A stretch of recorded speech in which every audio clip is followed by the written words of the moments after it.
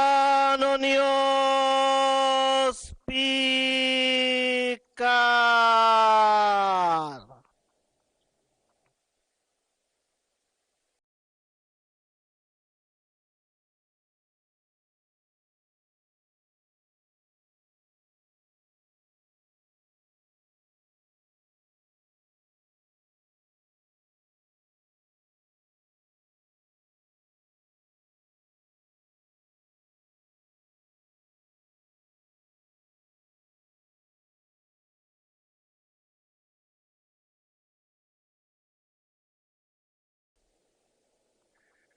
মাননীয় সদস্যবৃন্দ, আমি এখন মাননীয় অর্থমন্ত্রী জনাব আমির খসরু মাহমুদ চৌধুরীকে ব্যাংক রেজলিউশন বিল 2026 উত্থাপনের অনুমতি প্রার্থনার জন্য আহ্বান জানাচ্ছি। মাননীয় স্পিকার, আপনাকে ধন্যবাদ। আমি আমির খসরু মাহমুদ চৌধুরী, অর্থমন্ত্রী, তফসিলি ব্যাংক সম্পর্কিত রেজলিউশন ক্ষমতা প্রয়োগ এবং এতৎ সংক্রান্ত বিষয়ে বিধান প্রণয়নকল্পে আনিত একটি বিল, ব্যাংক রেজলিউশন বিল 2026 এই মহান সংসদে উত্থাপনের জন্য অনুমতি প্রার্থনা করছি।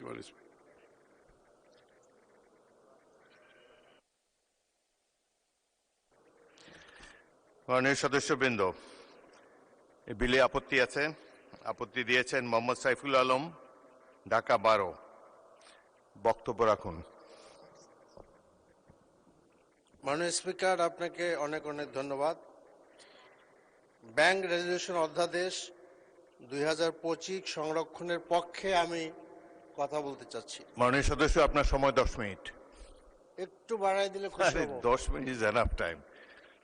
আচ্ছা, আপনার মাধ্যমে মহান সংসদের সামনে আজ আমি দাঁড়িয়েছি একটি গুরুত্বপূর্ণ বিষয়ে কথা বলতে। সেটি হলো ব্যাংক রেজলিউশন অধ্যাদেশ 2025 সংরক্ষণের অপরিহার্যতা। আদেশটি শুধু একটি আইনি দলিল নয়, এটি বাংলাদেশের কোটি কোটি সাধারণ মানুষের কষ্টার্জিত সঞ্চয়ের নিরাপত্তা কবচ, দেশের অর্থনৈতিক মেরুদণ্ড রক্ষার হাতিয়ার এবং ব্যাংক লুটপাটকারীদের বিরুদ্ধে রাষ্ট্রের সুনির্দিষ্ট আইনি প্রতিঘাত। মাননীয় স্পিকার, বর্তমান সরকার এই অধ্যাদেশটি বাতিল বা সংশোধন করার প্রস্তাব করেছেন। আমি বিরোধী দলের পক্ষ থেকে অত্যন্ত দৃঢ়তার সাথে বলতে চাই, এই প্রস্তাব দেশের স্বার্থবিরোধী, জনগণের বিরুদ্ধে এবং আর্থিক খাতের জন্য অত্যন্ত ক্ষতিকারক। তাই বাংলাদেশ ব্যাংকিং খাতে আজ গভীর সংকটে। শত শত কোটি টাকা ঋণ খেলাপ, মূলধন ঘাটতি, তারল্য সংকট, দীর্ঘ দিনের দুর্নীতির ফলে কিছু সংখ্যক ব্যাংক আজ অস্তিত্ব সংকটে। এই পরিস্থিতিতে অধ্যাদেশ বাতিল করা হলে তা হবে মানুষের জন্য মানুষের চিকিৎসার বন্ধ করার শামিল। মাননীয় স্পিকার, এই অধ্যাদেশ সবচেয়ে গুরুত্বপূর্ণ দিক হল সাধারণ আমানতকারীদের সুরক্ষা। দেশের কোটি কোটি মানুষের তাদের জীবনের সঞ্চয় ব্যাংকে রাখেন। যখন কোনো ব্যাংক সংকটে পড়ে তখন সবার আগে ক্ষতিগ্রস্ত হন এই সাধারণ মানুষই। অধ্যাদেশটি স্পষ্টভাবে নিশ্চিত করেছে যে রেজুলেশন প্রক্রিয়ায় সুরক্ষিত আমানত সর্বোচ্চ অগ্রাধিকার পাবে, আমানতকারীরা কখনো ক্ষতিগ্রস্ত হবে না। কাজে এই অধ্যাদেশ বাতিল করা মানে কোটি মানুষের সুরক্ষাকে ধ্বংস করা। মাননীয় স্পিকার, অতীতে সংকটগ্রস্ত ব্যাংকগুলো বাঁচাতে রাষ্ট্রীয় কোষাগার থেকে বিপুল পরিমাণ অর্থ ব্যয় হয়েছে, যা মূলত সাধারণ করদাতার অর্থ। এই অধ্যাদেশ এমন একটি কাঠামো নির্মাণ করেছে যেখানে প্রথমে বেসরকারি উৎস থেকে সংকট নিরসনের চেষ্টা হবে এবং শুধুমাত্র সর্বশেষ উপায় হিসাবে সরকারি সহায়তার বিধান রয়েছে। এটি বাতিল হলে আবার করদাতাদের অর্থ অপচয়ের মুখে পড়বে। ব্যাংকিং সেবার ধারাবাহিকতা নিশ্চিত করা। একটি ব্যাংক সংকটে পড়লে তার আমানতকারীরা এবং ব্যবসায়ীরা তাৎক্ষণিক ক্ষতির শিকার হন। লক্ষ লক্ষ গ্রাহকদের লেনদেন বন্ধ হয়ে যায়, ব্যবসা ক্ষতিগ্রস্ত হয়। এই অধ্যাদেশ সুনির্দিষ্টভাবে নিশ্চিত করে যে রেজুলেশন প্রক্রিয়া চলাকালে ব্যাংকের গুরুত্বপূর্ণ কার্যক্রম অব্যাহত থাকবে, গ্রাহকরা তাদের সেবা পাবেন। এটি অর্থনৈতিক বিপর্যয় ও প্রতিরোধের মূল রক্ষা কবচ। আর্থিক খাতে জনগণের সেবা পুনরুদ্ধার।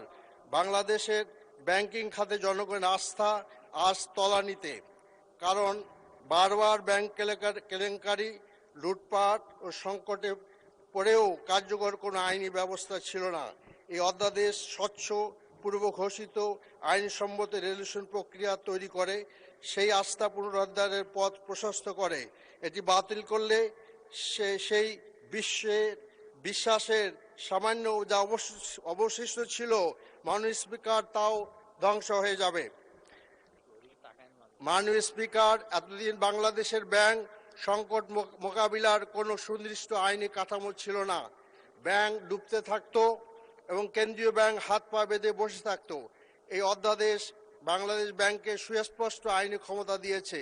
সংকটগ্রস্ত ব্যাংককে ক্ষতিগ্রস্ত করায় এই ক্ষমতা বাতিল করা মানে কেন্দ্রীয় ব্যাংককে আবার নিয়ন্ত্রণে নিয়ে আসা।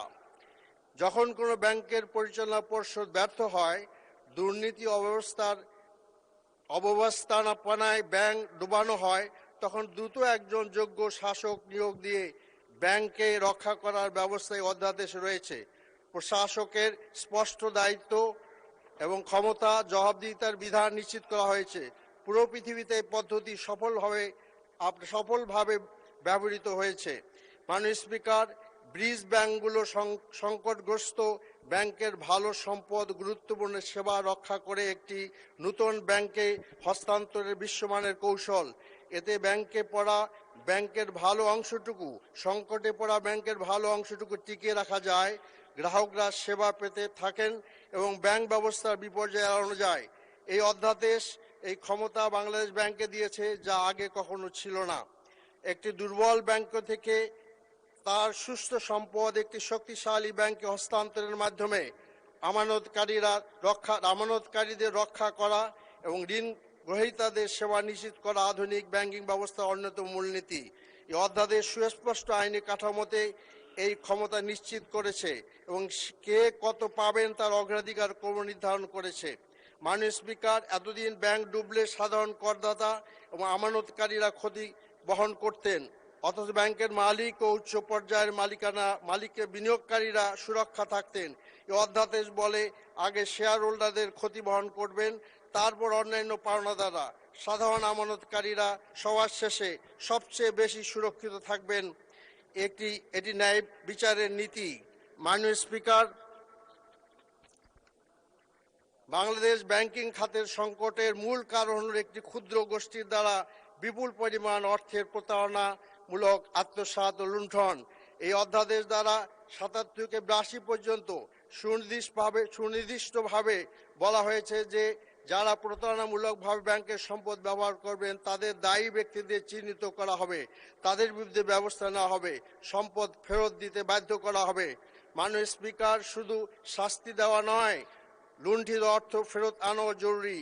অধ্যাদেশ বাংলাদেশ ব্যাংককে সুনির্দিষ্ট ক্ষমতা দিয়ে সেই অর্থ উদ্ধারের জন্য আইনি পদক্ষেপ নিতে এবং আদালতের মাধ্যমে সম্পদ ক্রয়, জরিমানা আদায়, জরিমানা আরোপ এবং অপরাধী ব্যক্তির বিরুদ্ধে ফৌজদারি কার্যক্রম শুরু করার বিধান রয়েছে। অধ্যাদেশ বাতিল হলে লুটেরারা আইনের ফাঁকে পালিয়ে যাবে। মাননীয় স্পিকার, বাংলাদেশ ব্যাংক লুটের একটি সাধারণ কৌশল হলো বেনামি মালিকানা এবং জটিল কর্পোরেট কাঠামোর আড়ালে থেকে ব্যাংক নিয়ন্ত্রণ করা। এই অধ্যাদেশ সুস্পষ্টভাবে চূড়ান্ত সুফলভোগী মালিক অর্থাৎ আলটিমেট বেনিফিশিয়াল ওনারের সংজ্ঞা নির্ধারণ করে তাদের জবাবদিহিতার আওতায় আনার বিধান রয়েছে। এটি স্বচ্ছতা ও জবাবদিহিতার বৈপ্লবিক পদক্ষেপ। ছায়া পরিচালকদের জবাবদিহিতা। মাননীয় স্পিকার, বহু ব্যাংক প্রকৃত ক্ষমতাশীলরা পর্ষদে নাম না রেখে পর্দার আড়াল থেকে নির্দেশ দেন এবং ব্যাংক লুট করেন। এই অধ্যাদেশ ছায়া পরিচালকের দ্বারা আইনগতভাবে স্বীকৃতি করে তাদেরও জবাবদিহিতার আওতায় আনার বিধান তৈরি করেছে। এটি একটি যুগান্তকারী পদক্ষেপ, যা বাতিল হইলে এই মুহূর্তে কৌশলকারী আবার সুরক্ষা পাবে। মাননীয় স্পিকার, জানেন ইসলামী ব্যাংক সহ বহু ব্যাংকে সালমের নামে বেনামি মালিকানার মাধ্যমে ব্যাংকগুলোকে ধ্বংস করেছে। মাননীয় স্পিকার, সংকটের আগে একটি জরুরি ব্যবস্থার সঠিক সিদ্ধান্ত নিতে পূর্ব প্রস্তুতি অনিবার্য। এই আদেশ বড় ব্যাংকগুলোকে বড় ব্যাংকগুলোকে আগে থেকেই রেজুলেশন পরিকল্পনা তৈরি করতে বাধ্য করেছে, যাতে সংকট এলে দ্রুত এবং সঠিক ব্যবস্থা নেওয়া যায়। এই পূর্ব প্রস্তুতি বিধান ছাড়া সংকট আসলে তখন হাতের কাছে কিছু সংকট আসলে তখন হাতের কাছে কিছু থাকবে না। মাননীয় স্পিকার, একটি ব্যাংক দুর্বল হতে শুরু করলে প্রথম পর্যায়ে পদক্ষেপ নেওয়া গেলেই সংকট সবচেয়ে কম ক্ষতিতে সমাধান করা যায়। এই অধ্যাদেশে প্রম্পট কারেক্টিভ অ্যাকশন ফ্রেমওয়ার্কের মাধ্যমে নির্ধারিত করেছে যে কোন কোন সূচক দুর্বল হলে কোন কোন ধরনের পদক্ষেপ নেওয়া হবে। এটি একটি অটোমেটিক আর্লি ওয়ার্নিং সিস্টেম, যা সারা রেজুলেশন অন্ধকারের তীরে ছড়ার মতো। মাননীয় স্পিকার, সংকট মোকাবিলায় তাৎক্ষণিক আর্থিক সম্পদ থাকা জরুরি। এই অধ্যাদেশে আর্থিক স্থিতিশীলতা রেজুলেশন তহবিল গঠনের বিধান করেছে, যেখানে ব্যাংকগুলো চাঁদা দেবে, সরকার নয়। এই তহবিল থেকে প্রয়োজনে সংকটগ্রস্ত ব্যাংকে ঋণ দেওয়া হবে, গ্রান্টি প্রদান, সম্পদ ক্রয় করা যাবে। এটি একটি নিশ্চিত সেলফ ইন্স্যুরেন্স ব্যবস্থা। মাননীয় স্পিকার, ব্যাংকিং খাতের সংকট এককভাবে মোকাবিলা করা সম্ভব নয়। এতে প্রয়োজন বাংলাদেশ ব্যাংক, অর্থ মন্ত্রণালয়, আমানত বীমা সংস্থা, বিএসইসি এবং অন্যান্য নিয়ন্ত্রণ সংস্থার সমন্বিত প্রচেষ্টা। এই অধ্যাদেশ একটি আন্তঃপ্রাতিষ্ঠানিক সংস্থা সংগঠন করেছে, যা সমন্বয় নিশ্চিত করবে। এটি ছাড়া একটি হাত জানবে না অন্য হাত কি করছে। মাননীয় স্পিকার, আর এই অধ্যাদেশ বাংলাদেশ ব্যাংককে নিয়মিতভাবে মূল্যায়ন করতে বলেছে এবং কোন কোন কারণ ব্যাংকের রেজুলেশন বাধা সৃষ্টি হতে পারে এবং সেই বাধাগুলো আগেভাগে দূর করতে বলেছে। এই প্রতিরোধমূলক পদ্ধতি অনেক সংকট শুরু হওয়ার আগেই প্রতিহত করতে হবে। মাননীয় স্পিকার, আমাকে একটু 5 মিনিট সময় বাড়াতে বলছে, জিনিসটা খুব গুরুত্বপূর্ণ। মাননীয় সদস্য, প্রত্যেক আপত্তিকারী সদস্যকে আমি 10 মিনিট করে দিয়েছি, সবাইকে 2 মিনিটে শেষ করেন, 2 মিনিটে কনক্লুড করেন। বাধা চিহ্নিত করে আগে ভাগে সমাধান, মানে বাধাগুলো চিহ্নিত করে মূল্যায়ন করে আগে ভাগে সমাধানের ব্যবস্থা করা উচিত। এটা এখানে আছে।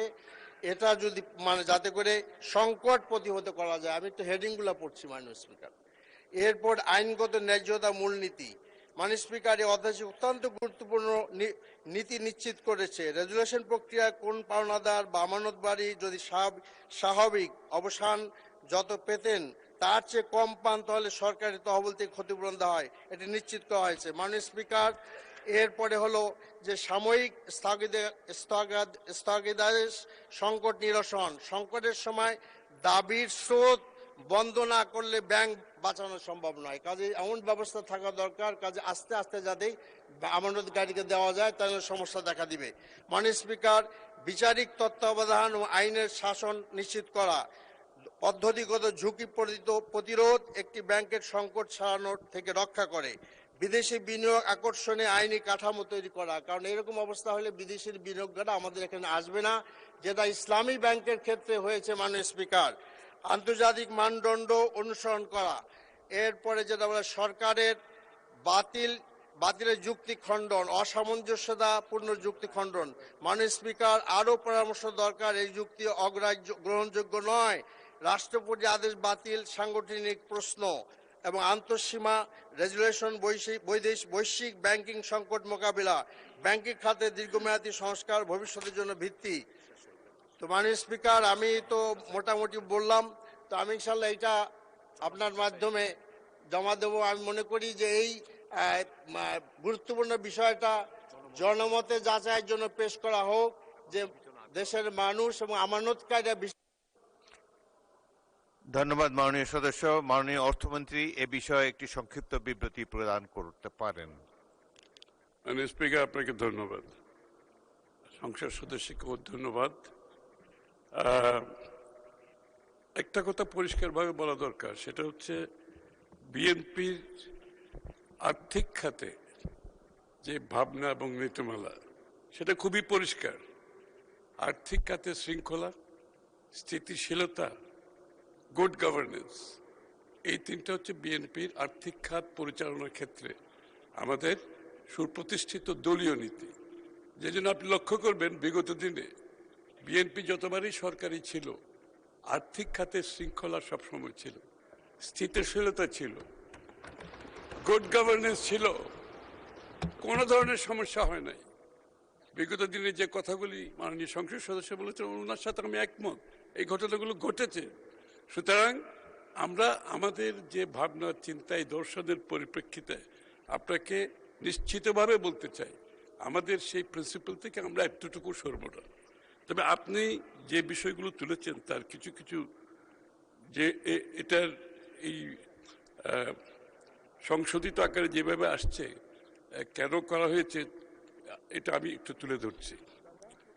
এটা হচ্ছে একটি অল্টারনেটিভ রেজলিউশন অপশন, এটা একটা নতুন উইন্ডো করা হয়েছে। মূল বিধানগুলোতে কোনো পরিবর্তন নাই। This is a new window open to create more opportunity. আচ্ছা, ইতিপূর্বে প্রণীত অধ্যাদেশে বিকল্প সমাধানের পদ্ধতি ছিল না, একটাই ছিল। এতে 18 কম একটি নতুন ধারা সংযোজন করা হয়েছে। ফলে ব্যাংকসমূহের দুরবস্থা থেকে পুনরুদ্ধারের জন্য শুধুমাত্র রেজলিউশন পদ্ধতি হিসেবে লিকুইডেশন, ব্রিজ ব্যাংকের নিকট হস্তান্তর, তৃতীয় পক্ষের নিকট হস্তান্তর ইত্যাদি অপশনের উপর নির্ভর না করে রেজলিউশন কার্যক্রমের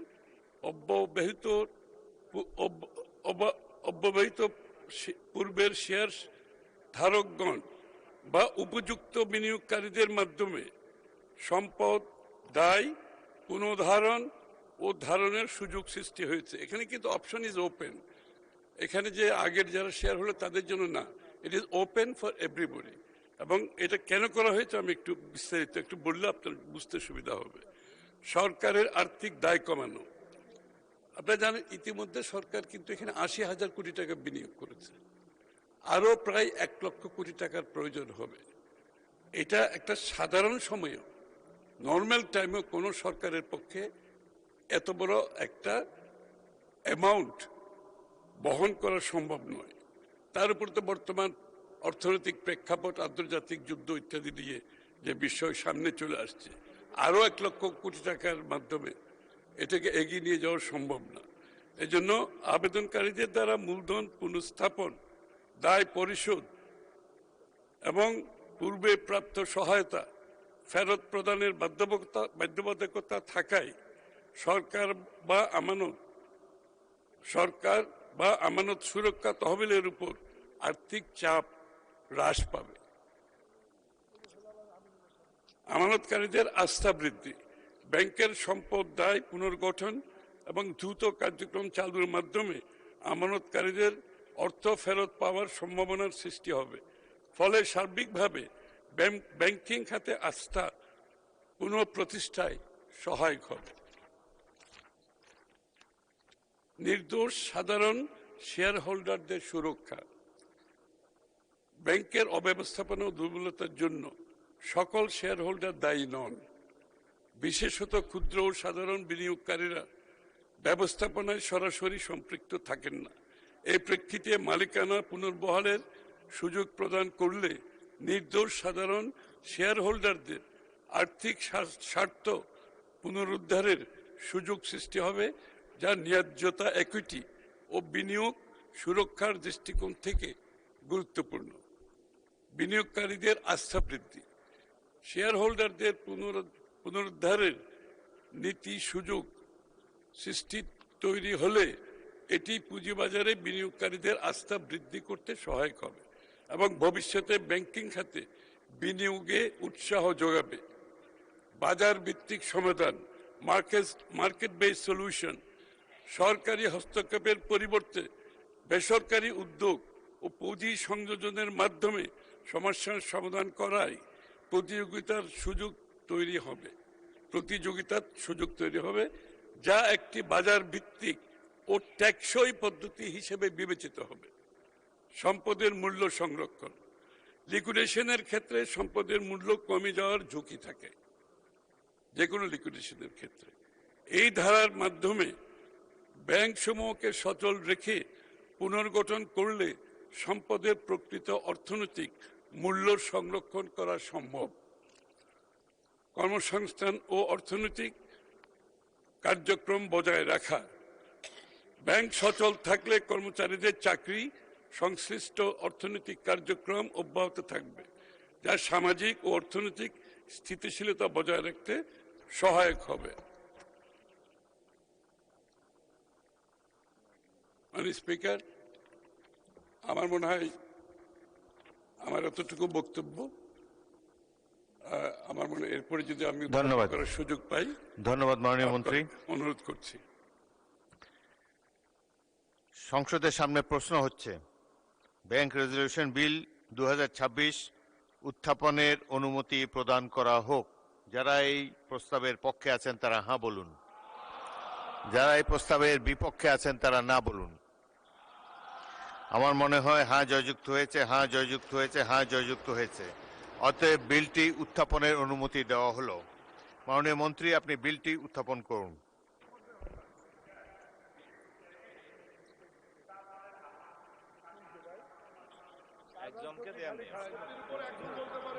একজন বলতে পারে, আপত্তি একজনই দিতে পারে। এই দয়া করে বসুন। একজন আপত্তিকারী দিতে পারে, তার 12 মিনিট বক্তব্য শুনেছে, এখন আইন প্রণয়নে যাচ্ছে। মাননীয় মন্ত্রী উত্থাপন করুন। 2 মিনিটের জায়গায় 20 মিনিট দিছে তো। মাননীয় স্পিকার, আপনাকে ধন্যবাদ।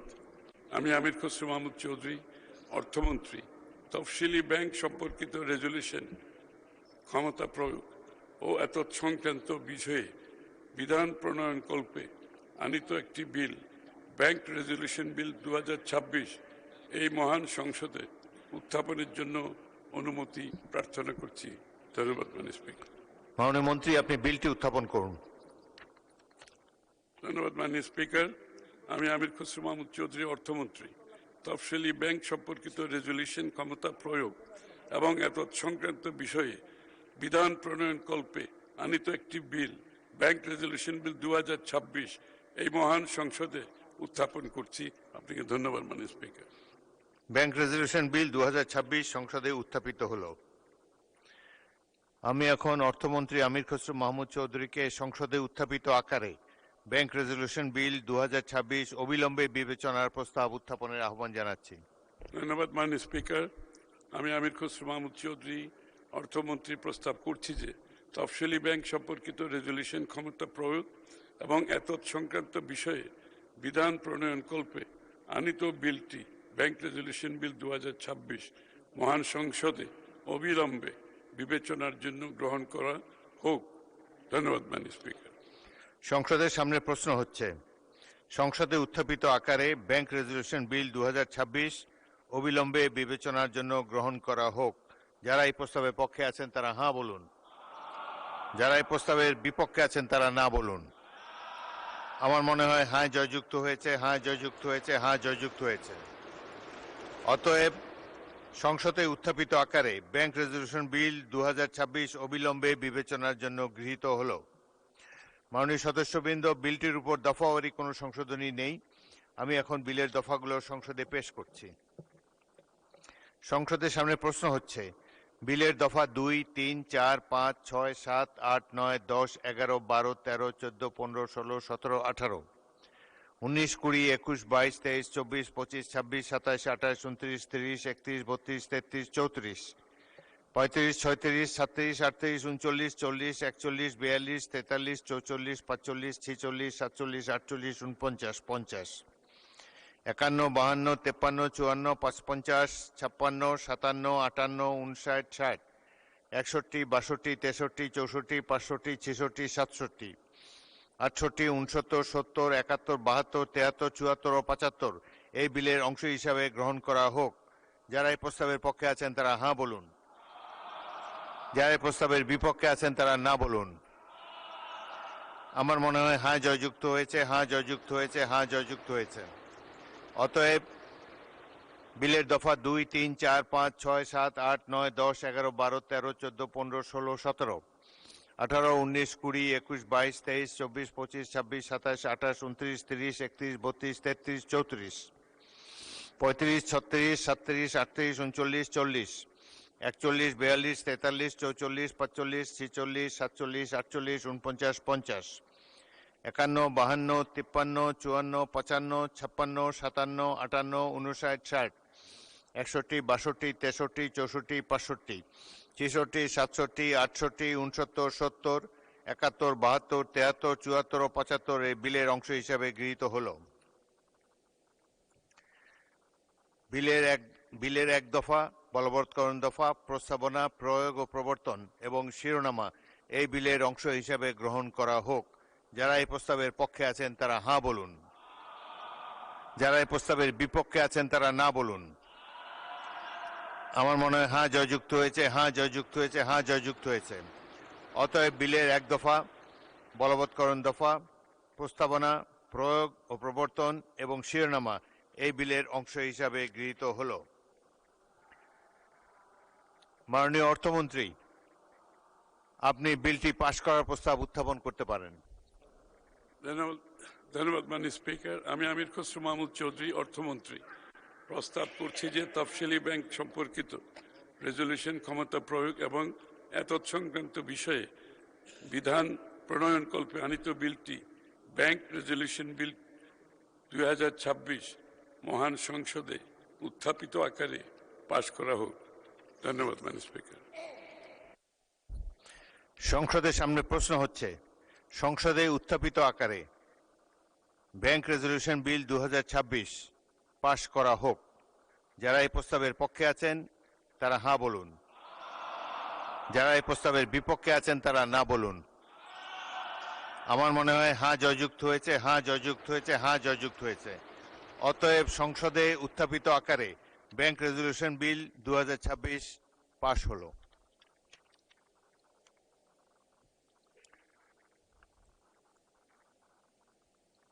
মাননীয় সদস্যবৃন্দ, দিনের কার্যসূচি অনুযায়ী আমি এখন মাননীয় অর্থমন্ত্রী আমির খসরু মাহমুদ চৌধুরীকে অর্থ 2025-2026 অর্থবছর বিল 2026 উত্থাপনের অনুমতি প্রার্থনার জন্য আহ্বান জানাচ্ছি। মাননীয় স্পিকার, আপনাকে ধন্যবাদ। আমি আমির খসরু মাহমুদ চৌধুরী, অর্থমন্ত্রী, সরকারের আর্থিক প্রস্তাবাবলী কার্যকরণ এবং কতিপয় আইন সংশোধনকল্পে আনিত একটি বিল অর্থ 2025-26 অর্থবৎসর বিল 2026 এই মহান সংসদে উত্থাপনের জন্য অনুমতি প্রার্থনা করছি। ধন্যবাদ মাননীয় স্পিকার। মাননীয় মন্ত্রী, আপনি বিলটি উত্থাপন করুন।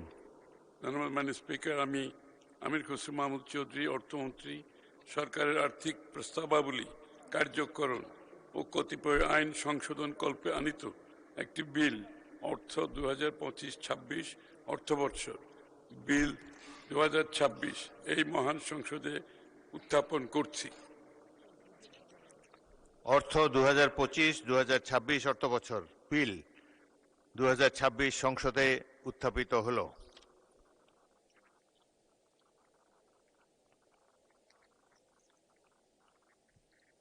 আমি এখন মাননীয় অর্থমন্ত্রীকে সংসদে উত্থাপিত আকারে অর্থ 2025-2026 অর্থবছর বিল 2026 অবিলম্বে বিবেচনার প্রস্তাব উত্থাপনের জন্য আহ্বান জানাচ্ছি।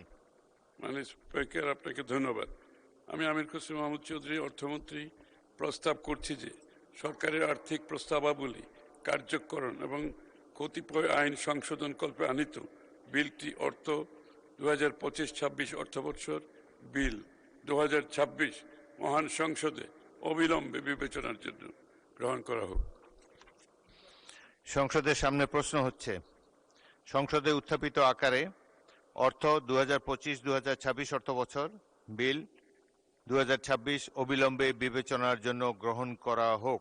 যারা এই প্রস্তাবের পক্ষে আছেন তারা হাঁ বলুন। যারা এই প্রস্তাবের বিপক্ষে আছেন তারা না বলুন। আমার মনে হয় হাঁ জয়যুক্ত হয়েছে, হাঁ জয়যুক্ত হয়েছে, হাঁ জয়যুক্ত হয়েছে।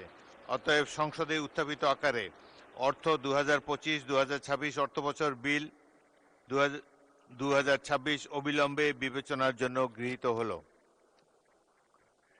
মাননীয় সদস্যবৃন্দ, বিলের উপর দফাওয়ারি কোনো সংশোধনী নেই। আমি এখন বিলের দফাগুলো সংসদের সামনে পেশ করছি। সংসদের সামনে প্রশ্ন হচ্ছে, বিলের দফা 2, 3, 4, 5, 6, 7, 8, 9, 10, 11, 12, 13, 14, 15, 16, 17, 18 19, 20, 21, 22, 23, 24, 25, 26, 27, 28, 29, 30, 31, 32, 33, 34, 35, 36, 37, 38, 39, 40, 41, 42, 43, 44, 45, 46, 47, 48, 49, 50, 51, 52, 53, 54, 55, 56, 57, 58, 60, 61, 62, 63, 64, 65, 66, 67, 68, 69, 70, 71, 72, 73, 74, 75, 76, 77, 78, 79, 80, 81, 82, 83, 84, 85, 86, 87,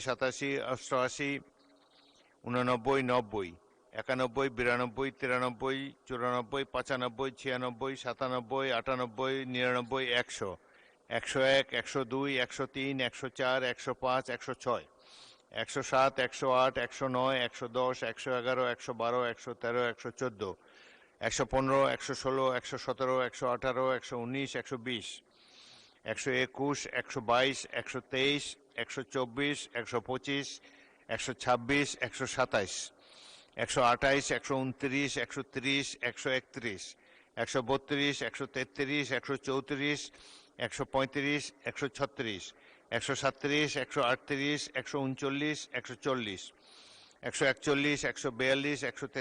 141, 142, 143, 144, 145, 146, 147, 148, 149, 150, 151, 152, 153, 154, 155, 156, 157, 158, 159, 160, 161, 162 এবং তফসিল 1, 2, 3 এই বিলের অংশ হিসাবে গ্রহণ করা হোক। যারা এই প্রস্তাবের পক্ষে আছেন তারা হ্যাঁ বলুন, যারা এই প্রস্তাবের বিপক্ষে আছেন তারা না বলুন। আমার মনে হয় হ্যাঁ জয়যুক্ত হয়েছে, হ্যাঁ জয়যুক্ত হয়েছে, হ্যাঁ জয়যুক্ত হয়েছে। অতএব বিলের দফা 2, 3, 4, 5, 6, 7, 8, 9, 10, 11, 12, 13, 14, 15, 16, 17, 18, 19, 20, 21, 22, 23, 24, 25, 26, 27, 28, 29, 30, 31, 32, 33, 34, 35, 36, 37, 38, 39, 40, 41, 42, 43, 44, 45, 46, 47, 48, 49,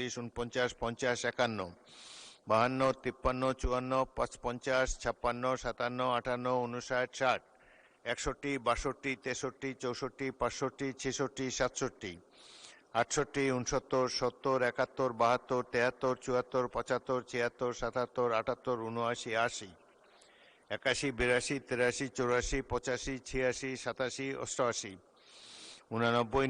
90, 91, 92, 93, 94, 95, 96, 97, 98, 99, 100, 101, 102, 103, 104, 105, 106, 107, 108, 109, 110, 111, 112, 113, 114, 115, 116, 117, 118, 119, 120, 121, 122, 123, 124, 125, 126, 127, 128, 129, 130, 131, 132, 133, 134, 135, 136, 137, 138, 139, 140, 141, 142, 143, 144, 145, 146, 147, 148, 149, 150, 151, 152, 153, 154, 155, 156, 157, 198,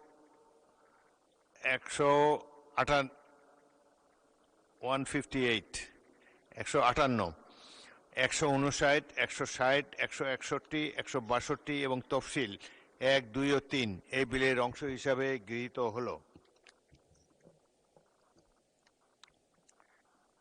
বিলের 1 দফা, বলবৎকরণ দফা, প্রস্তাবনা, প্রবর্তন এবং শিরোনামা এই বিলের অংশ হিসাবে গ্রহণ করা হোক। এটাই সংসদের সামনে প্রশ্ন। যারা এই প্রস্তাবের পক্ষে আছেন তারা হ্যাঁ বলুন, যারা এই প্রস্তাবের বিপক্ষে আছেন তারা না বলুন। আমার মনে হয় হ্যাঁ জয়যুক্ত হয়েছে, হ্যাঁ জয়যুক্ত হয়েছে, হ্যাঁ জয়যুক্ত হয়েছে। অতএব বিলের 1 দফা, বলবৎকরণ দফা, প্রস্তাবনা, প্রবর্তন এবং শিরোনামা এই বিলের অংশ হিসাবে গৃহীত হলো। মাননীয় অর্থমন্ত্রী, আপনি বিলটি পাশ করার প্রস্তাব উত্থাপন করতে পারেন। ধন্যবাদ মাননীয় স্পিকার।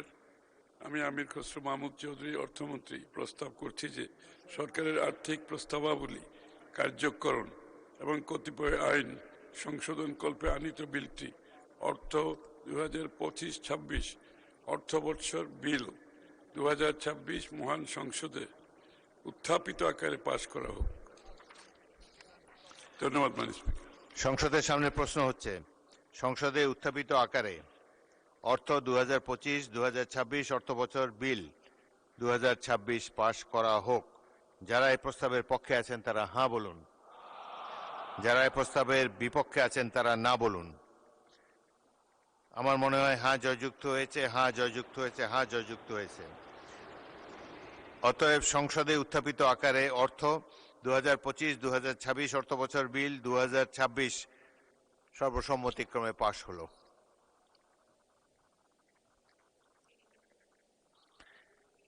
মাননীয় বিরোধী দলের নেতা। ধন্যবাদ মাননীয় স্পিকার।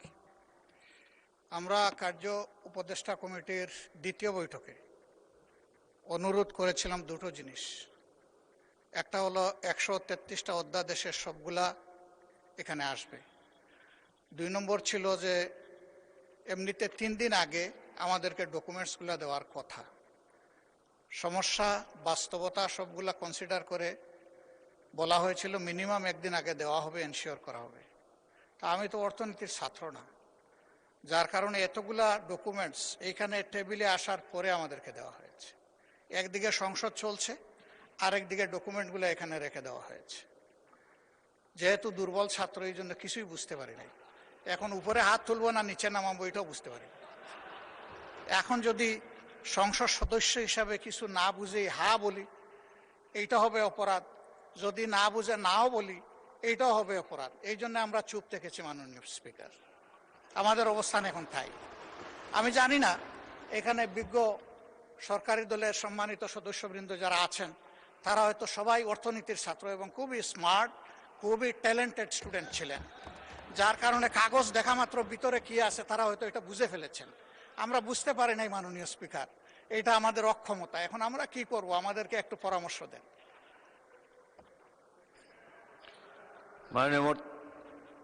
মাননীয় স্বরাষ্ট্রমন্ত্রী বলুন।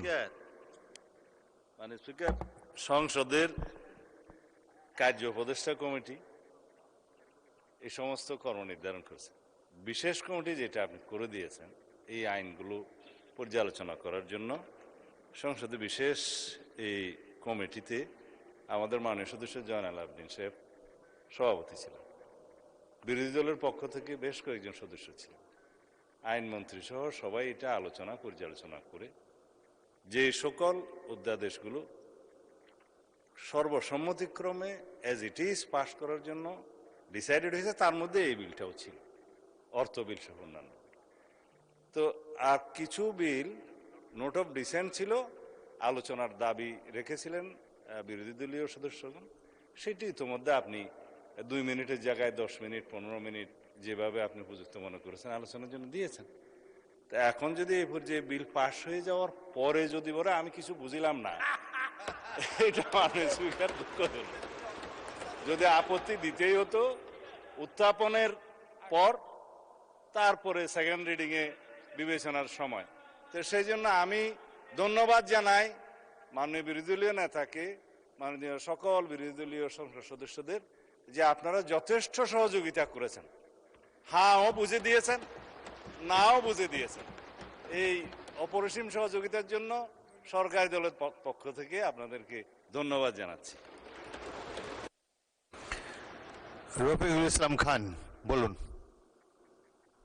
মাননীয় স্পিকার, আপনাকে ধন্যবাদ আমাকে সুযোগ দেওয়ার জন্য। আমাদের মাননীয় স্বরাষ্ট্রমন্ত্রী বলেছেন বিশেষ কমিটির কথা। বিশেষ কমিটিতে এই আলোচনা হয় নাই যে টেবিলে টেবিলে যখন সংসদ চলবে তখন বিলগুলো এনে হাজির করা হবে, এবং এটা 3 দিন আগেই দেওয়ার কথা ছিল। নাম্বার 1। নাম্বার 2 হলো বিশেষ কমিটিতে এটাও আলোচনা হয়েছে যে সকল বিলই 133টি সংসদে উঠবে আর কি। এরপরে এটাও বলা হয়েছে যে আমাদের যে ব্যাপারে কি বলে, যেগুলো আপত্তি আমরা জানিয়েছি ওটা ছাড়াও এই বিলগুলির ব্যাপারে সংসদে কথা বলার সুযোগ আছে। সুতরাং আমাদের কথা বলা এটা আমাদের অধিকার, এর সুযোগ থাকা উচিত ছিল আর কি। জি মাননীয় স্পিকার, আপনাকে ধন্যবাদ। আমি একটু মাননীয় চিফ হুইপকে মাননীয় আইনমন্ত্রী বলেন, আইনমন্ত্রী বলেন। মাননীয় স্পিকার, আপনাকে ধন্যবাদ। মাননীয় স্পিকার, মাননীয় সদস্য বলেছেন সবগুলো উত্থাপনের কথা ছিল, সো আমি ওই বিশেষ কমিটির সদস্য হিসেবে এইটারই কালেক্ট করতে পারি না। আমার মনে হচ্ছে না যে ধরনের কোনো সিদ্ধান্ত ছিল। দ্বিতীয়ত হলো আর্টিকেল 93 অফ দি কনস্টিটিউশন, সেখানে বলা আছে 3টা অপশন। নাম্বার 1, 30 দিনের মধ্যে বিল উপস্থাপন করতে হবে। আমরা সবগুলো 30 দিনের মধ্যে অধ্যাদেশগুলো আপনাদের সামনে আনতে হবে, সংসদের সামনে, আমরা এনেছি। নাম্বার 2 অপশন হলো আমরা কোনটা উত্থাপন করব, যদি কোনোটা উত্থাপন না করি তাহলে সেটা ল্যাপস হবে। নাম্বার 3 হলো যেটা উত্থাপন করা হবে সেইটার আবার 2টা ফেট আছে। এক, বিল আকারে অনুমোদন হবে অথবা অনুমোদন হবে, শব্দগুলো এইভাবে দেওয়া আছে। তো আমরা যেগুলো উপস্থাপন করা হবে না, ওখানে সিদ্ধান্ত হয়েছে সেগুলো আমরা উপস্থাপন করিনি বলে ওইগুলোর উপর আলোচনার সুযোগ রুলস অফ বিজনেস এবং আর্টিকেল 93-তে নাই। যেগুলো আমরা উপস্থাপন করেছি সেগুলো বিল আকারে যেটা পাশ হয়েছে। যদি কোনোটা পাশ না হতো তাহলে ওইটা অনুমোদন হিসেবে গণ্য হয়ে ওইটা সাইড লাইনে চলে যেত। এটা হলো আর্টিকেল 93 রেড উইথ সংসদের যে কার্যপ্রণালী বিধি আছে সেইটা। আমরা আইনের কোনো ব্যত্যয় ঘটাইনি। তবে আশা করেছিলাম, আমাদের ধন্যবাদ না দিক বিরোধী দল, 133টা আইন অধ্যাদেশ পড়ে শুনে বুঝে দাড়ি কমা সেমিকোলন করে আপনার কার্যালয়, আইন মন্ত্রণালয়, সংশ্লিষ্ট মন্ত্রণালয় কর্মকর্তারা এবং বিশেষ করে বিজি প্রেস যে নির্ঘুম রাত কাটিয়েছে, অন্তত সেজন্য একটা ধন্যবাদ ওনাদের দেওয়া উচিত ছিল। মাননীয় স্পিকার, আপনাকে ধন্যবাদ। মাননীয় স্পিকার, মাননীয় সদস্যবৃন্দ, মাননীয় বিরোধী দলের নেতা, আপনি যখনই দাঁড়ান আমি কিন্তু দেই। জি, আপনি বলেন এই ব্যাপারে, এরপরে আমি আমার বক্তব্য রাখবো। আমি তো বিশেষ কমিটিতে ছিলাম না, ওইটা আমি বলতে পারবো না, যারা ছিলেন তারা এটা এক্সপ্লেন করবেন। কিন্তু আপনার সভাপতিত্বে আমরা যখন কার্য উপদেষ্টা কমিটির মিটিং করি তখন এই বিষয়ে অনেক আলোচনা হয়েছে। অনেক আলোচনার পরে 2টা জিনিস একেবারেই স্পষ্ট হয়েছে, আমি যেটা বলেছি। একটা হলো সবগুলা বিল আসবে, 2 নম্বর হলো যে মিনিমাম একদিন আগে আমাদেরকে ডকুমেন্টগুলো দেওয়া হবে। এই 2টার বাইরে আপনি কোনো রুলিং দেননি। 2 নম্বর হচ্ছে, আমি একান্ত শ্রদ্ধা রেখে বলবো, যারা বিশেষ কমিটির সদস্য ছিলেন তারা খুবই বিজ্ঞ, তারা সরকারি দল থেকেও ছিলেন, বিরোধী দল থেকেও ছিলেন। তো তাদের রায় যদি চূড়ান্ত হয় তাহলে তো আর এখানে কাগজপত্রেরও দরকার নেই। তাতে আমাদের যে অধিকার, শুধু অধিকার না, দায়িত্বের যে বিষয়টা আছে সেটা পালন হবে কিভাবে? মাননীয় স্পিকার, আপনাকে ধন্যবাদ। মাননীয় বিরোধী দলের নেতা সালাউদ্দিন সাহেব, স্বরাষ্ট্রমন্ত্রী বলবেন। মাননীয় স্পিকার, প্রত্যেকটা বিলের উত্থাপনের পরে এই কথাগুলো মাননীয় বিরোধী দলের নেতা বলতে পারতেন। এখন সমস্ত বিলগুলো শেষ হয়ে যাওয়ার পরে সেটা আবার প্রথম থেকে উল্টানোর মতো কথা। এই কথাগুলো আপনি কগনিজেন্সে নিতে পারতেন যদি প্রত্যেকটা বিল উত্থাপনের আগে বলতেন যে আমি বিলের কপি পাইনি। আপনি তো সেরকম করেছেন, সময় দিয়েছেন যে 3 ঘন্টা আগে পাইনি। তা আপনার কন্ডোন করার যে ক্ষমতা, স্পিকার হিসেবে আপনার টাইম কন্ডোন করার ক্ষমতা আপনার আছে। আপনি যখন উত্থাপনের অনুমতি দিচ্ছেন তখন মানে you have already condoned the time. এটাই হচ্ছে মাননীয় speaker rules of procedure. Thank you মাননীয় স্পিকার। মাননীয় সদস্যবৃন্দ, মাননীয় বিরোধী দলের নেতা যে কথাগুলো বলেছেন আমিও তার সাথে একমত। অ্যাকচুয়ালি বিল এত শেষ মুহূর্তে পেলে এটার উপরে আলোচনা করা ডিফিকাল্ট, কিন্তু এই যে সিচুয়েশনটা হলো এটার প্রধান কারণ হলো যে আজকের মধ্যে আমাদেরকে বিলগুলো ফাইনালাইজ করতে হবে, পাস করতে হবে, টাইম লিমিটের কারণে, 30 দিনের কারণে। না হলে তো আমরা আরো 15 দিন 1 মাস সময় নিতে পারতাম। এই টাইম কনস্ট্যান্টের কারণেই আমাদেরকে দ্রুত বিলগুলো পাস করতে হয়েছে। এবং আমরা বিশেষ কমিটিতে যা সব সিদ্ধান্ত হয়েছে সেগুলো সবই পালন করা হয়েছে। কেবলমাত্র টাইমটা আমি স্পিকার হিসাবে কন্ডোন করেছি, কিন্তু ভবিষ্যতের জন্য আমরা লক্ষ্য রাখবো যাতে বিল যথাসময়ে বা অন্তত 2-3 দিন অন্তত একদিন আগে যাতে সদস্যরা পায় এ ব্যাপারে আমরা যত্নবান থাকব। এখন আমরা পরবর্তী কার্যক্রমের জন্য এগিয়ে যাচ্ছি। মাননীয় সদস্যবৃন্দ, আমি এখন মাননীয় সংস্কৃতি বিষয়ক মন্ত্রী নিতাই রায়চৌধুরীকে জুলাই গণ অভ্যুত্থান স্মৃতি জাদুঘর বিল 2026 উত্থাপনের অনুমতি প্রার্থনার জন্য আহ্বান জানাচ্ছি। মাননীয় স্পিকার, আপনাকে ধন্যবাদ।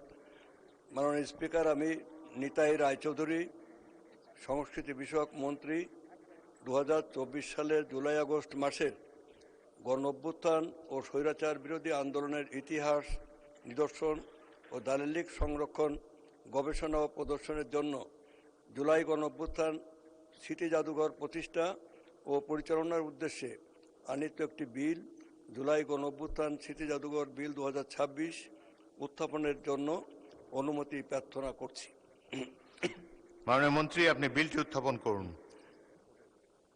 মাননীয় স্পিকার, আমি নিতাই রায়চৌধুরী, সংস্কৃতি বিষয়ক মন্ত্রী, 2024 সালের জুলাই আগস্ট মাসের গণ অভ্যুত্থান ও স্বৈরাচার বিরোধী আন্দোলনের ইতিহাস, নিদর্শন ও দলিলাদি সংরক্ষণ, গবেষণা ও প্রদর্শনের জন্য জুলাই গণ অভ্যুত্থান স্মৃতি জাদুঘর প্রতিষ্ঠা ও পরিচালনার উদ্দেশ্যে আনিত একটি বিল, জুলাই গণ অভ্যুত্থান স্মৃতি জাদুঘর বিল 2026 উত্থাপন করছি। কি আপনার আপত্তি আছে নাকি? সরকারি দলের আপত্তি আছে নাকি?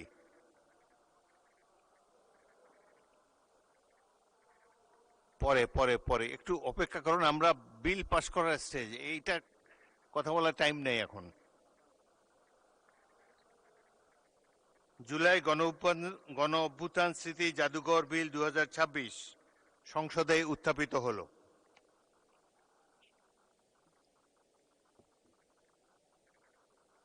আমি এখন মাননীয় সংস্কৃতি বিষয়ক মন্ত্রী নিতাই রায়চৌধুরীকে সংসদে উত্থাপিত আকারে জুলাই গণ অভ্যুত্থান স্মৃতি জাদুঘর বিল 2026 অবিলম্বে বিবেচনার প্রস্তাব উত্থাপনের জন্য আহ্বান জানাচ্ছি। মাননীয় স্পিকার, আমি নিতাই রায়চৌধুরী, সংস্কৃতি বিষয়ক মন্ত্রী, প্রস্তাব করছি যে 2024 সালের জুলাই আগস্ট মাসের গণ অভ্যুত্থান ও স্বৈরাচার বিরোধী আন্দোলনের ইতিহাস, নিদর্শন ও দলিলাদি সংরক্ষণ, গবেষণা ও প্রদর্শনের জন্য জুলাই গণ অভ্যুত্থান স্মৃতি জাদুঘর প্রতিষ্ঠা ও পরিচালনার উদ্দেশ্যে আনিত বিলটি, জুলাই গণ অভ্যুত্থান স্মৃতি জাদুঘর বিল 2026 অবিলম্বে বিবেচনার জন্য গ্রহণ করা হোক। সংসদের সামনে প্রশ্ন হচ্ছে, সংসদে উত্থাপিত আকারে জুলাই গণ অভ্যুত্থান স্মৃতি জাদুঘর বিল 2026 অবিলম্বে বিবেচনার জন্য গ্রহণ করা হোক। যারা এই প্রস্তাবের পক্ষে আছেন তারা হাঁ বলুন, যারা এই প্রস্তাবের বিপক্ষে আছেন তারা না বলুন। আমার মনে হয় হাঁ জয়যুক্ত হয়েছে, হাঁ জয়যুক্ত হয়েছে, হাঁ জয়যুক্ত হয়েছে। অতএব সংসদে উত্থাপিত আকারে জুলাই গণ অভ্যুত্থান স্মৃতি জাদুঘর বিল 2026 অবিলম্বে বিবেচনার জন্য গৃহীত হলো।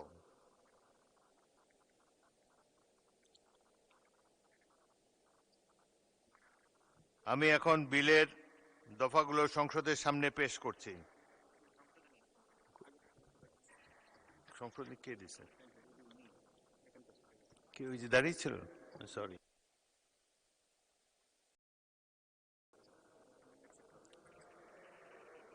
মাননীয় সদস্যবৃন্দ, বিলের দফা সংশোধনী আনা হয়েছে। বিলের দফা 8-এর উপর সংশোধনী এনেছেন মাননীয় সংসদ সদস্য আনিসুর রহমান, মাদারীপুর 3। আপনি এখন আপনার সংশোধনীটা উত্থাপন করতে পারেন। আপনার সময় 4 মিনিট। মাননীয় স্পিকার, আপনাকে ধন্যবাদ। জুলাই গণ অভ্যুত্থান স্মৃতি জাদুঘর বিল 2026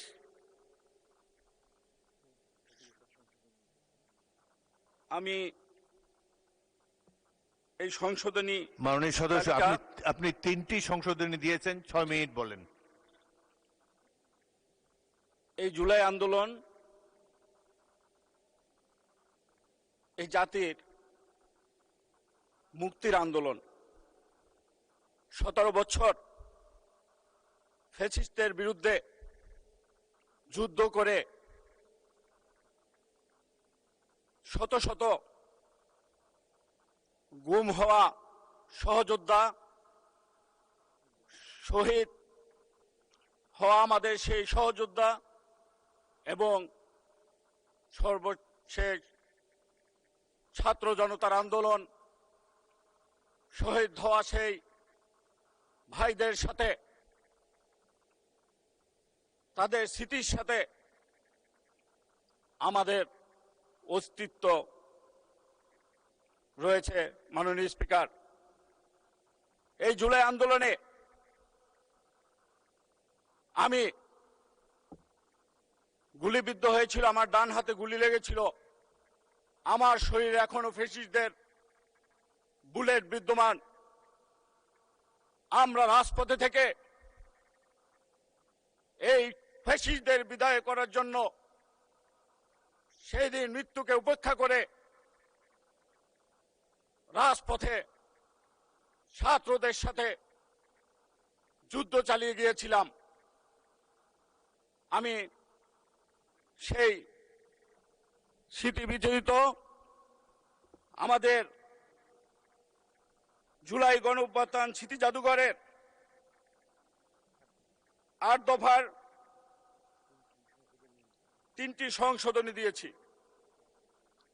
বিলের 8 দফার প্রথম দফার কপারার পরিবর্তে নিম্নোক্ত নতুন কোঅপারেটি প্রতিস্থাপন করা হোক। কোর্ট সংস্কৃতি বিষয়ক মন্ত্রণালয়ের দায়িত্বে নিয়োজিত মন্ত্রী বা প্রতিমন্ত্রী উহার সভাপতি হইবেন। আনকোট। 2 বিলের 8 দফার 2 উপদফার প্রথম পংক্তিতে অবস্থিত ক বর্ণ ও নিবন্ধনী সমূহ বর্জন করা হোক। 3 বিলের 8 দফার 3 উপদফার পরিবর্তে নিম্নোক্ত নতুন 3 উপদফাটি প্রতিস্থাপন করা হোক। কোর্ট 3 পর্ষদের কোন সদস্য কিংবা সভাপতি যে কোনো সময় সরকারের উদ্দেশ্যে স্বাক্ষরযুক্ত পত্রের মাধ্যমে পদত্যাগ করিতে পারিবেন, অথবা সরকার জনস্বার্থে যে কোনো সময় যে কোনো সদস্যর মনোনয়ন বাতিল করিতে পারিবেন। আনকোট। মাননীয় স্পিকার, আপনাকে ধন্যবাদ। আমি এখন মাননীয় সংস্কৃতি বিষয়ক মন্ত্রী নিতাই রায় চৌধুরীকে তার বক্তব্য রাখার জন্য আহ্বান জানাচ্ছি। মাননীয় স্পিকার,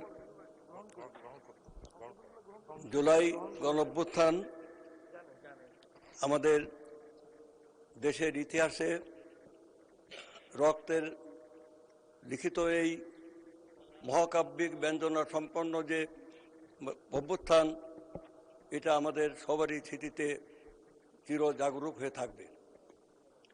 এই জুলাই অভ্যুত্থান একদিনে হয়নি মাইলর্ড। সেই 1952 সাল থেকে শুরু করে 1952 সালের ভাষা আন্দোলনের মাঝ দিয়ে দেশের মানুষের আত্মত্যাগ এবং বিপুল বীরত্ব অর্জনের মাঝ দিয়ে জয়লাভ করা এবং 69-এর গণ অভ্যুত্থান, 69-এর গণ আন্দোলন, 71-এর স্বাধীনতা যুদ্ধ এবং সেই স্বাধীনতা যুদ্ধে মাননীয় স্পিকার আপনি নিজে সম্মুখভাগে লড়াই করেছেন, যুদ্ধ করেছেন, বিজয় অর্জন করেছেন এবং শহীদ জিয়ার দক্ষিণ হস্ত হিসেবে আপনার নামও ইতিহাসের পাতায় পাতায় লেখা থাকবে। এরপর গত 18 বছর আমাদের দেশে আমরা এবং ওদিকে যারা আছেন আমরা সবাই মিলেই 18 বছর ফ্যাসিবাদ বিরোধী আন্দোলন সংগ্রাম করেছি। আমরা রাজপথে রক্ত দিয়েছি। আমাদের একই সাথে আমাদের শত শত মানুষকে গুম করা হয়েছে, খুন করা হয়েছে, হত্যা করা হয়েছে, মায়ের সামনে থেকে তার সন্তানকে ধরে নিয়ে যাওয়া হয়েছে এবং সেই কান্নার ইতিহাস আমাদের দেশের বীরত্ব গাথার ইতিহাস। আমাদের দেশ মাইলট তারপরে এই জুলাই গণ অভ্যুত্থানে আমাদের দেশের ছাত্র জনতার যে বীরত্বপূর্ণ লড়াই সংগ্রাম ছিল এবং সেই লড়াই সংগ্রামের মাঝ দিয়ে ফ্যাসিবাদী শক্তির পতন ঘটেছে এবং বাংলাদেশে একটা নতুন সূর্যের উদ্ভব হয়েছে। মাই লর্ড, এই নতুন বাংলাদেশকে আমরা অবশ্যই মাথা তুলে দাঁড়াতে চাই। আমরা পৃথিবীর বিরুদ্ধে আমরা চাই একটি অন্তর্ভুক্তিমূলক একটি অখণ্ড সমাজ। আমরা বিভাজন চাই না, আমরা বিভক্তি চাই না মাই লর্ড। আমাদের দেশে মানুষের ভিন্ন আদর্শ থাকতে পারে, ভিন্ন মত থাকতে পারে, ভিন্ন গণতান্ত্রিক পরিস্থিতি থাকতে পারে। এইটাই মাই লর্ড গণতন্ত্রের সৌন্দর্য। আমরা চাই মাই লর্ড, এই বৈচিত্র্যের মাঝে আমরা ঐক্য চাই। আমাদের দেশে যে বৈচিত্র্যময় যে সমাজ এবং শ্রেণী বিভক্তি সমাজ, এখানে আমাদের পাহাড়ি জাতিগোষ্ঠী আছে, নৃতাত্ত্বিক গোষ্ঠী আছে, বাঙালি আছে, বিভিন্ন শ্রেণী পেশা, বিভিন্ন ধর্মের মানুষ আছে, সব মিলে আমাদের পরিচয় মাই লর্ড আমরা Bangladeshi. This parliament my lord, parliament is the highest authority of the nation. এই পার্লামেন্টে দাঁড়িয়ে মাই লর্ড আজকে যে সংশোধনীগুলো আমাদের বন্ধু এনেছেন মাই লর্ড, আমি অত্যন্ত স্বচ্ছন্দ চিত্তে আমি তার এই অভ্যর্থনা সংশোধনীগুলোকে আমি স্বীকার করে নিচ্ছি মাই লর্ড। এই সংশোধনী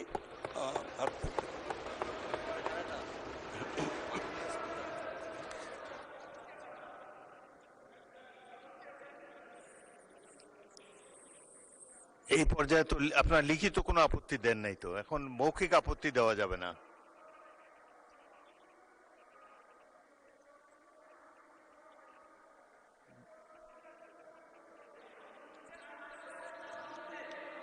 ব্যারিস্টার আরমানকে মাইক দেন।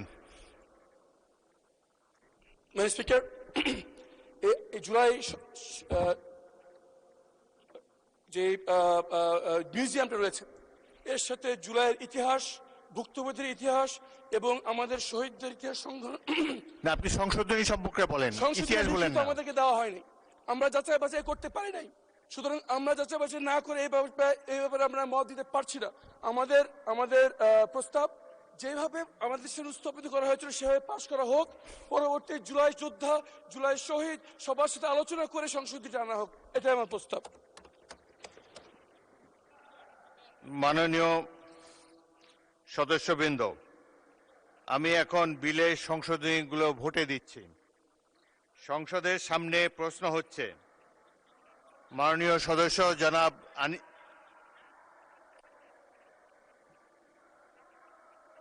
মাননীয় সদস্যবৃন্দ, এই সংসদ তো আইন কানুন এবং রেওয়াজের উপরে চলে, আপনাদের সংশোধনী দেওয়া উচিত ছিল। জনাব আনিসুর রহমান মাননীয় সদস্য সংশোধনী দিয়েছেন, আপনারাও ইচ্ছা করলে সংশোধনী দিতে পারতেন।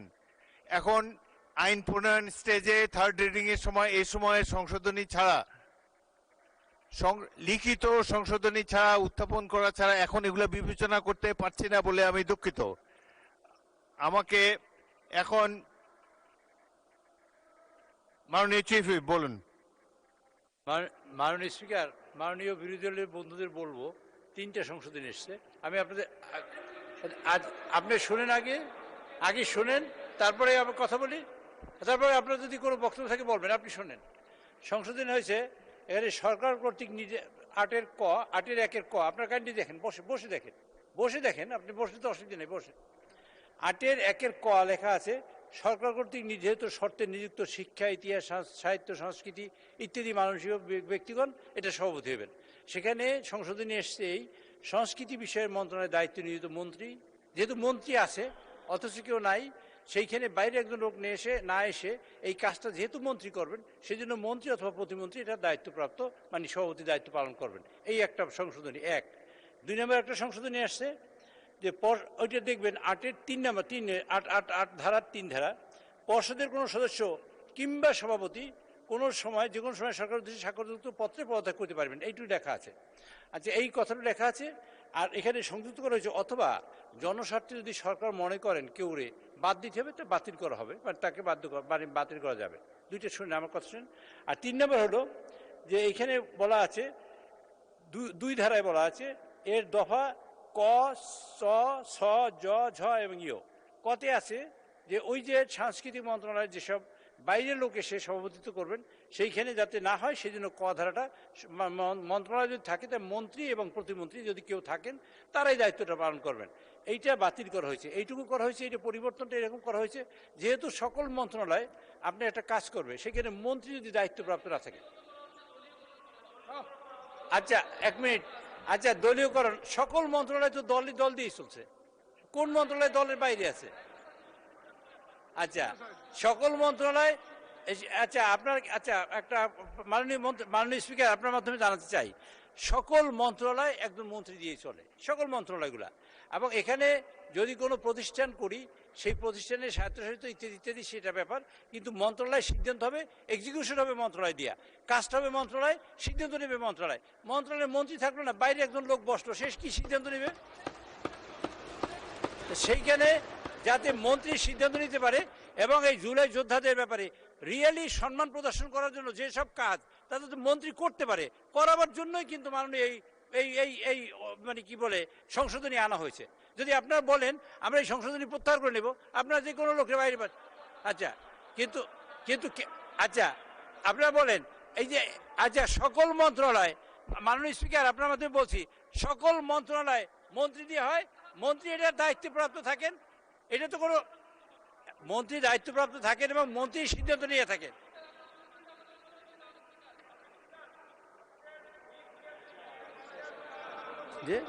মাননীয় চিফ হুইপ, মাননীয় স্পিকার এই পর্যায়ে আপনি, মাননীয় স্পিকার এই পর্যায়ে বিলের এই রিডিং পর্যায়ে যা হয়েছে, যেভাবে হয়েছে, আপনি মাননীয় স্পিকার বিলটি পাশ করার জন্য আপনার অনুমতি প্রার্থনা করছি।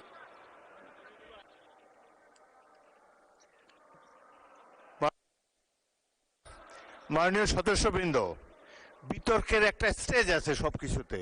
এখন বিল পাশ করার সময় থার্ড রিডিং এসেছে, এখন আপত্তি করার সময় না। আপনারা লিখিত আপত্তি দিতে পারতেন, যেরকম আনিসুর রহমান মাননীয় সদস্য যেভাবে সংশোধনী দিয়েছে আপনারাও সংশোধনী দিতে পারতেন। বিতর্কের সময় এটা না। আমি বিষয়টি ভোটে দিচ্ছি।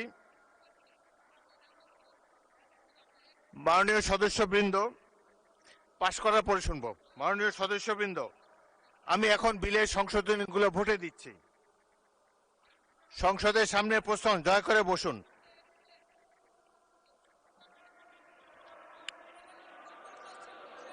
এটার একটা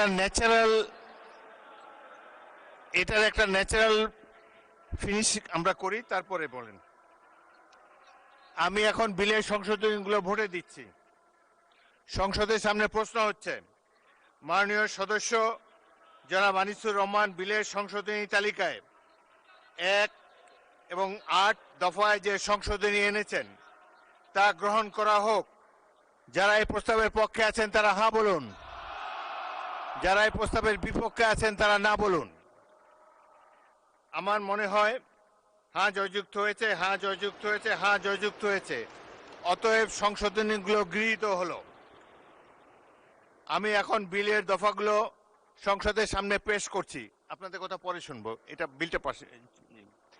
আপনার সংসদের সামনে প্রশ্ন হচ্ছে, বিলের দফা 2, 3, 4, 5, 6, 7 সংসদীয় আকারে দফা 8, দফা 9, 10, 11, 12, 13, 14, 15, 16, 17, 18, 19, 20, 21, 22, 23, 24, 25, 26, 27, 28, 29, 30, 31, 32 এই বিলের অংশ হিসাবে গ্রহণ করা হোক।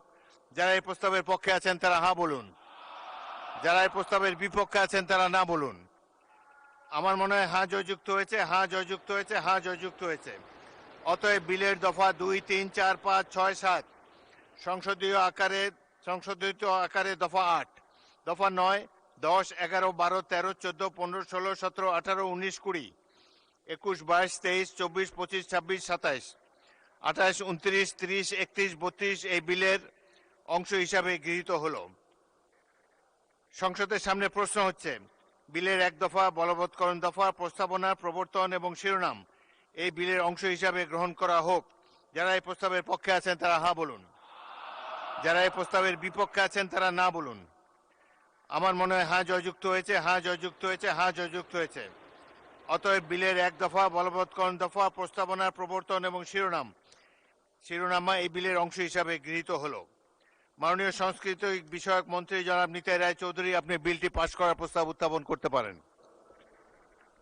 মাননীয় স্পিকার, আমি নিতাই রায়চৌধুরী, সংস্কৃতি বিষয়ক মন্ত্রী, প্রস্তাব করছি যে 2024 সালে জুলাই আগস্ট মাসের গণঅভ্যুত্থান ও স্বৈরাচার বিরোধী আন্দোলনের ইতিহাস, নিদর্শন ও দলিলাদি সংরক্ষণ, গবেষণা ও প্রদর্শনের জন্য জুলাই গণঅভ্যুত্থান স্মৃতি জাদুঘর প্রতিষ্ঠা ও পরিচালনার উদ্দেশ্যে আনিত বিলটি জুলাই গণঅভ্যুত্থান স্মৃতি জাদুঘর বিল 2026 পাশ করা হোক। সংসদের সামনে প্রশ্ন হচ্ছে, সংসদে স্থিরীকৃত আকারে জুলাই গণঅভ্যুত্থান স্মৃতি জাদুঘর বিল 2026 পাশ করা হোক। যারা এই প্রস্তাবের পক্ষে আছেন তারা হ্যাঁ বলুন, যারা এই প্রস্তাবের বিপক্ষে আছেন তারা না বলুন। আমার মনে হয় হ্যাঁ জয়যুক্ত হয়েছে, হ্যাঁ জয়যুক্ত হয়েছে, হ্যাঁ জয়যুক্ত হয়েছে। অতএব সংসদে স্থিরীকৃত আকারে জুলাই গণঅভ্যুত্থান স্মৃতি জাদুঘর বিল 2026 পাশ করা হলো। মাননীয় সদস্যবৃন্দ, মাগরিবের নামাজের জন্য আধা ঘন্টা বিরতি দেওয়া হলো। ফিরে এসে আপনাদের কথা শুনবো। নামাজটা আগে পড়ে নেন, তারপর শুনবো আপনাদের কথা।